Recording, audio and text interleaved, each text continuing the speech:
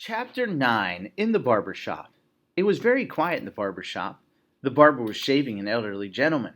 Captain Cook found this spectacle very interesting, and in order to get a better view, he jumped up on the mirror ledge. "Good night," said the barber. The gentleman in the barber's chair, his face already white with lather, half lifted his head to see what had happened. "Gook," said the penguin, flapping his flippers and reaching out his long beak toward the lather on the gentleman's face. With a yell and a leap, the gentleman rose from his reclining position, left the barber's chair, and fled into the street, not even stopping for his coat and hat. "Gall," said Captain. "Hey," said the barber to Mr. Popper, "take that thing out of my shop. This is no zoo. What's the idea?" "Do you mind if I take him out your back door?" asked Mr. Popper. "Any door," said the barber, "as long as it's quick. Now it's biting the teeth off my combs."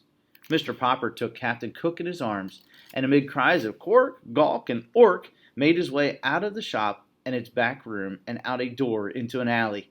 Captain Cook now discovered his first back stairway. Mr. Popper discovered that when a penguin has found steps going up somewhere, it is absolutely impossible to keep him from climbing them.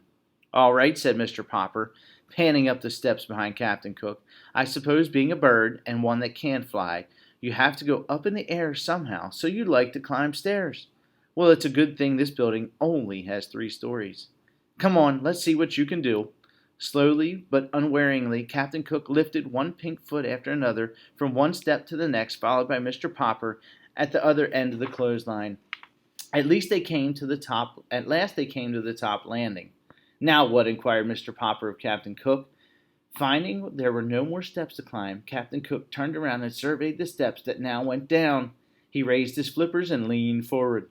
Mr. Popper, who was still panting for breath, had not supposed the determined bird would plunge so quickly.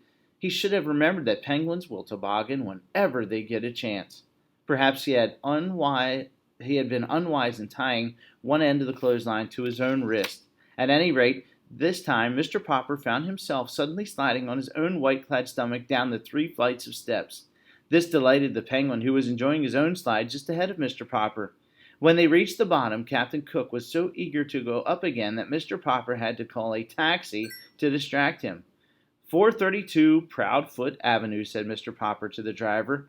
The driver, who was a kind and polite man, did not laugh at his oddly assorted passengers until he had been paid. "Oh dear," said Mrs. Popper, when she opened the door to her husband. "You looked so neat and handsome when you started for your walk, and now look at the front of you." "I am sorry, my love," said Mr. Popper in a humble tone, "but you can't always tell what a penguin will do next." So saying, he went to lie down, for he was quite exhausted from all the unusual exercise, while Captain Cook had a shower and took a nap in the icebox.